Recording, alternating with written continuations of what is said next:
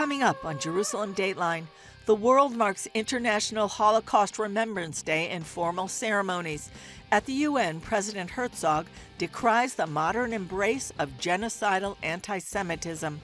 Plus, one author's experience of what she calls Holocaust 2.0. British columnist Melanie Phillips calls for Christians and Jews to work together to rebuild Western civilization. All this and more coming up on this edition of Jerusalem Dateline. Hello and welcome to this edition of Jerusalem Dateline. I'm Julie Stahl. As of this past weekend, 4 more female soldiers captured by Hamas on October 7th are now home with their families after the second hostage release of the ceasefire deal. Israelis are watching for the return of dozens of hostages still in captivity, including American Israelis. This week, the world also observed International Holocaust Remembrance Day. Here's the latest on these stories. On Saturday, Daniela Gilboa, Liri Albag, Naama Levy, and Karina Ariev came home after more than 470 days in captivity. Thousands cheered their return. I live close by and I came to support the cause of getting, and we want all the hostages to come back home, obviously, so we're just waiting for that to happen. Just days after October 7th, CBN News interviewed Sasha Ariev, who told her about her last conversation with sister Karina. She called mainly to say goodbye, that she loves us, to keep the parents strong and do not sink in sorrow. The last message, the terrorists, they are here. I love you, I'm scared, they are here, they're abducting us. Maybe you don't see me crying, but I'm broken and devastated inside. I'm just trying to keep it together for my family and to believe and spread the hope that she and all the other hostages and missing people will come soon back home. Karina and now a total of 6 more hostages are free as part of this latest deal. Before their release, Hamas paraded the 4 soldiers on a stage with anti-Israel slogans. In defiance, the women gave the victory sign to the crowd. Meanwhile, some of the 90 Palestinian prisoners released in the deal returned to Ramallah. In all, nearly 2,000 prisoners, some who murdered Israelis, are to be freed during phase 1 of the deal. Now, these people, many of them, have the most heinous murders on their records, murders of Israeli Jews, and they intend to do it again. They say many, like British-Israeli columnist Melanie Phillips, love to see the hostages freed, but see the agreement as bad for Israel and good for Hamas. Israel is required to stand back for at least 6 weeks while more and more aid is poured into Gaza. Now, this means that there are 2 Hamas battalions that are still left in Gaza, and Israel is forced to stand by while Hamas reorganizes itself, re-equips itself, recovers its powers, exists, survives, and consequently it thinks it has won. Do you see that Hamas is reconstituting itself inside Gaza during this time? Definitely. Hamas is trying to invested most of its military power to control the Palestinians in Gaza. They don't need to invest too much power because the support of the Palestinian people for Hamas is high, but they are investing to be the power to run the Gaza Strip. Meanwhile, Prime Minister Benjamin Netanyahu thanked President Trump for releasing the arms held up by the Biden administration. Thank you, President Trump, for keeping your promise to give Israel the tools it needs to defend itself, to confront our common enemies, and to secure a future of peace and prosperity. Talking with reporters on Air Force One, Trump said he would like to see Arab countries take many of the people of Gaza. Talking about probably 1.5 million people, and we just clean out that whole thing. Meanwhile, on this Holocaust Remembrance Day, the families of the freed hostages are celebrating what they could only hope they'd see. Chris Mitchell, CBN News, Jerusalem. For decades, Israel rejected any comparison of current events to the Holocaust. That changed after the October 7th attack on Israel, the worst massacre of the Jewish people since the Holocaust. Speakers at the 2-hour UN ceremony highlighted October 7th and the ceasefire deal. The Secretary General emphasized ending the fighting and bringing home the hostages. And we will do our utmost to ensure it leads to the release of all hostages. Israeli President Isaac Herzog called the Holocaust the single most catastrophic disaster in history and noted the UN emerged as a voice of repair, healing, and building. He credited its role in establishing the State of Israel, but criticized the body for losing its way. However, this moral and ethical lighthouse has been eroded time and time again. Herzog says nations are blurring the distinction between good and evil, distorting the difference between victim and monster, and allowing anti-Semitic genocidal doctrines to flourish. How is it possible that the same institutions established in the wake of the greatest genocide in history, the Holocaust, are manipulating the definition of genocide for the sole purpose of attacking Israel and the Jewish people? Based on evidence found in Gaza, he says the October 7th terrorists were inspired by Hitler and the Nazis to destroy Israel, an ideology that's not limited to territory. But the issue, ladies and gentlemen, is much deeper and reaches far beyond the October 7th massacre. We have all witnessed a huge volcano of anti-Semitism erupt following the massacre.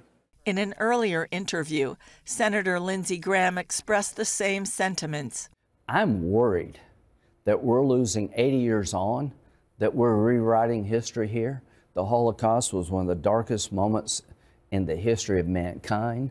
There are 15 million Jews on the planet because every generation seems to want to go after the Jewish people so they can't grow and survive. Meanwhile, the United Nations Relief and Works Agency has until Thursday to vacate its premises in eastern Jerusalem. The Israeli government ordered the eviction because some UNRWA workers took part in the October 7th massacre, and other staffers are members of Hamas and other armed groups.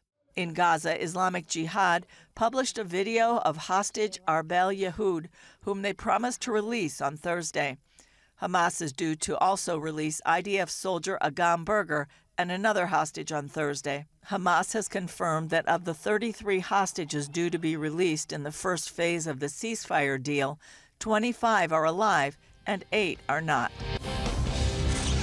International Holocaust Remembrance Day is on the anniversary of the liberation of Auschwitz-Birkenau. This year marks 80 years since that moment.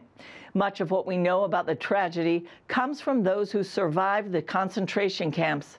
Melanie Sol, the daughter of a Holocaust survivor, published a book about her own father's remarkable story. She confronted a shocking demonstration of anti-Semitism herself after publishing her book. And it happened in a modern business setting. Melanie Sol's father survived the Auschwitz-Birkenau concentration camp, where more than 1 million died in its gas chambers. Born and raised in Poland, Moshe Sol was 17 when the Nazis invaded. Growing up in the U.S., Melanie knew her father survived the Holocaust, although he didn't share what happened because he didn't want to burden his children. Melanie eventually interviewed him around age 85, and Moshe told her what he remembered. She wrote a book entitled A Daughter of the Holocaust. In it, she writes, "My dad often asks throughout his life, why did I survive and the rest of my family didn't? He has a deep sense of guilt that he lived, and his family members died horrible deaths. Many survivors of the Holocaust have this same sense of guilt."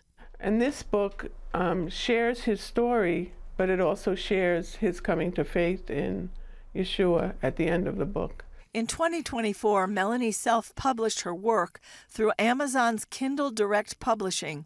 She ordered 10 copies to be delivered to her son in Manhattan so she could pick them up on a visit to the U.S. Opening the box led to a disturbing surprise. I was shocked to see vandalism, anti-Semitic vandalism. I flipped through the books because I ordered them to bring back to Israel to give to friends of mine. What she found was appalling. Liberate Palestine from the river to the sea. Every single book has something written in Free Palestine, every one of the 10 books, so they're not useful to me at all. After Melanie initially contacted Amazon, she was refused assistance, reportedly because the time limit for making complaints and receiving customer service had expired.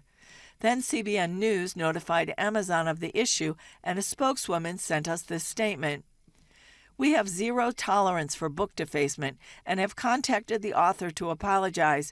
We immediately launched an investigation and will take appropriate action based on our findings. Melanie received an apology from Kindle Direct Publishing Executive Customer Relations, which said in part, "First, I want to sincerely apologize, both for your incredibly troubling experience and the difficulties you've had thus far in reporting the issue to Amazon. We have escalated this issue to the highest levels of our organization, as we have zero tolerance for this kind of book defacement." Later, she received her money back, as well as the promise of sending more books. She then reached out to the American Center for Law and Justice for help. Well, ACLJ, as soon as we saw the situation, immediately assigned lawyers who are experts in this area, did research to find out the relevant law, because there's federal law, there's state law, and put together a memo internally, and then put a demand out to Amazon, a legal letter to Amazon, to the general counsel, and he responded the very same day. ACLJ lawyer Jeff Balaban says Amazon expressed concern about the issue and is looking into it. We asked that they replace the books, and they're going to replace the books. Indeed, I believe they said they're replacing multiple copies of the book, so we'll wait and see that happens. ACLJ also demanded an investigation. Whoever did this presumably knows her family's address, because that's where the books were sent. And this could be a very dangerous person. It's certainly an unhinged person who hates Jews. And so it's very important that they investigate and discover who it is and give us satisfaction so that the client knows that she and her family are not threatened by this individual. Balaban says ACLJ is seeking legal repercussions. Amazon has already said they have zero tolerance for what they call book defacement. And this goes well beyond, this was defacement of books, but well beyond book defacement. I mean, this was clearly an act of hate, an act of anti-Semitism. So, yes, that person should be removed from their job. Melanie says her father would have been shocked and saddened by the defacement of the books. Someone once pointed out to me that we're going through Holocaust 2.0, where there's anti-Semitic acts all over the world, there's anti-Semitic acts here. It would have just brought back the horrors that he went through the first time. The most famous resolution or mantra or statement or idea to come out of the Holocaust was never again. But we're living in a time where we are seeing that never again is now. Balaban says the desecration of Melanie's book is a small but powerful example of what's happening to the Jewish people in the U.S. and around the world. The same hostile, evil energy seems to be alive in the world again. And the truth is, we know this, anti-Semitism, Jew hatred, it never goes away, and it can't be stopped. The problem is when it's all of a sudden, it's become open season. And the worst part of this is that what made it open season was the horrors of October 7th and the horrors of the atrocities. And all of a sudden, it's like this evil woke up in the world and said, oh, we can do this again? Let's go out and kill the Jews. In October 2024, the Knesset passed legislation requiring UNRWA, the United Nations Relief and Works Agency, cease operations within Israeli territory. This was a culmination of the Israeli government's outrage over UNRWA's close relationship with Hamas and its involvement in supporting the October 7th attacks. Arabic scholar Dr. Arnon Groiss has sounded the alarm for decades about the UNRWA curriculum, how it indoctrinates Palestinian children to hate and want to kill Jews. And the reason he knows the curriculum so well is because he's read the UNRWA school books and teacher's manuals himself in Arabic, cover to cover. So is UNRWA living up to the UN's human kind of concepts that they put forth? Of course not, because if you say that Jews are enemies of God's prophets, they are enemies of God. In a traditional society like the Palestinian one, enemies of God should be killed. Mm-hmm. And if the Jews are also described as devil aids, so they are devil aids, and this has had an impact on Palestinian kids' minds. So, and if Israel took the Palestinian land and it's a foreign entity and Jews have no past in this country, no holy places, the Western Wall is an Islamic holy place, Al-Burak, and there is no other way than to fight them and get them out of the country by this way or another way. And this is what they teach the children in UNRWA schools. Yeah, so what do you think could be done to correct this? I don't know if we can correct that, but certainly UN flag should not be up and above such education. If UNRWA cannot teach other education, to teach its children to behave differently, they quit education at all. Mm-hmm. They don't have to have. They don't need to have schools in Palestinian territories, mm-hmm. in my opinion. So, could you give us maybe an example or two? Yes, of course. There is a teacher's manual in which there is an example of children's or students' achievement assessment. One of the cases is explain to the student, explain the ideological basis for Zionist massacres against Palestinians. A student who says that it emerges from the Jewish thought gets the best mark. The students who say that they emerge from Zionist thought get less mark, number 2 instead of 3 points. And the one who says specifically the exact reasons for the massacres, but with not connecting them to Jewish thought or the Zionist thought, gets an unsatisfactory mark. Wow, so it's really against the Jewish people. Doesn't have anything to do with Israel. Hate indoctrination, war indoctrination against Jews in Israel. Wow. And Israel does not appear on any map. The city of Tel Aviv does not appear on any map. They are all foreign. Wow. Well, Dr. Arnon Groiss, thank you so much for sharing these shocking things with us. British columnist and author Melanie Phillips has a new book out, The Builder's Stone, in which she brings attention to a number of things happening in the West, like the death of the idea of objective truth and the extinction of morality and conscience. The good news is she thinks it's all reversible if Jews and Christians work together to revitalize their nation's embrace of Judeo-Christian values. Our bureau chief, Chris Mitchell, spoke with her about it, and here's an excerpt from their conversation. Melanie Phillips, a columnist for the Times of London, thanks for joining us. You've just written a book called The Builder's Stone, How Jews and Christians Built the West and Why Only They Can Save It. Tell us why you wrote the book.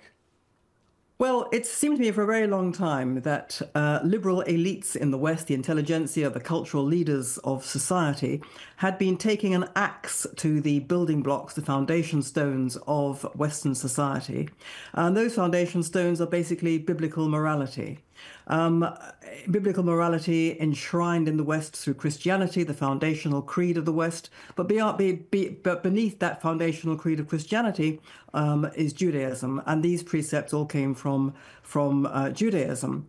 And this has done terrible damage to the West over time. It's demoralized it. It's made it unable to even know what it represents. It's made it unable to recognize that it is civilization. It's told itself over many years that the West was born in the original sins of, colonialism and slavery, and it has to be abolished and replaced by universalist ideas and the brotherhood of man. And it seemed to me that these ideas had basically extinguished morality, which came to us from biblical values. And so I wrote the book to say that it could easily go off the edge of the cultural cliff as a result. The West could disappear like ancient Rome disappeared, having degraded itself from within. It made itself vulnerable to enemies from without. But here's the thing. People are in despair over this. They think the West has gone too far. It can't save itself. I say absolutely not. The remedy is within itself. It has to return to biblical values. It has to learn to love Israel and the Jewish people. And it can turn itself round really quite quickly, because I think millions and millions of people at some gut level really do understand this and would want to save themselves and save their civilization. Yeah, we participated in a forum at the end of last year, the Tikva Forum, bringing Christians and Jews together. Do you see this alliance growing in many ways after October 7th, unique and something in Jewish Christian history, that they're actually working together? I think it certainly has brought people together, just as it's rapidly driven people apart, but it has brought people together. Christians and Jews certainly can work together and must work together. And I say in the book that they should really kind of spearhead an alliance, or what I call a kind of coalition for civilization, which would bring together people from all groups and cultures who want the West to survive. But I think that because biblical values are at the heart of the West, this thing really has to be led, this resistance, as it were, this countercultural resistance, has to be led by Jews and Christians. Now, it requires some adaptation, I believe, and I say this in the book, by both Jews and Christians. Jews have got to stop being so insular and so concerned that Christians are going to convert them. Christians have got to stop having their hang-up, which many, particularly in Britain, perhaps not so much in America, but certainly in Britain, Christians have about the Jewish people being their parent body. And instead, both can see how each can help the other. And I think that, again, a major point of my book is to say this, that Christianity, certainly in Britain, and I think elsewhere in the West, is in quite a lot of difficulty. It's failing to connect to people who I think have a profound spiritual need. You know, the idea that the West said God is dead and then everybody was happy is the opposite of the truth. People are in profound need of spiritual guidance, of a need of having a meaning and purpose to their lives. And I think biblical religion can provide that. I think Christianity can provide that. But what Judaism can help do, I think, is to offer the ways of reaching out to people. Judaism, as I have said, the Jewish people, is above all, its unique selling point, as it were, is cultural survival. That's what the Jews have done. They have survived everything that's been thrown at them, any of which would have felled any other culture. And instead of going under, despite the fact they've suffered grievous losses over the centuries through both persecution and assimilation, they've basically survived and have created triumphantly the state of Israel, while every single culture and civilization that's tried to destroy them has itself disappeared. So I think the Jews have a great deal to offer to both Christianity, the Christian churches, and to people of all faiths and none, lessons in cultural survival. And I think that everyone could benefit from this, but there has to be an alliance. It has to be led. It needs leadership. It needs cultural and political leadership. In other words, with leadership, you can effect change. And that, to me, is what President Trump, whether you like him or not, that is what I am seeing from these early days of his presidency. Well, your book adds to this message about saving Western civilization. Melanie Phillips, thanks so much for joining us. That's all for this edition of Jerusalem Dateline. Thanks for joining us. Remember, you can follow us on social media, and you can access CBN content through our CBN News and other CBN apps. And please keep praying for the peace of Jerusalem and the protection of all Israel, and for the successful release of more hostages this week, and may the rest of them come home soon. Remember, the God who watches over Israel and you and me neither slumbers nor sleeps. I'm Julie Stahl. For all of us here at the Jerusalem Bureau, we'll see you next time on Jerusalem Dateline.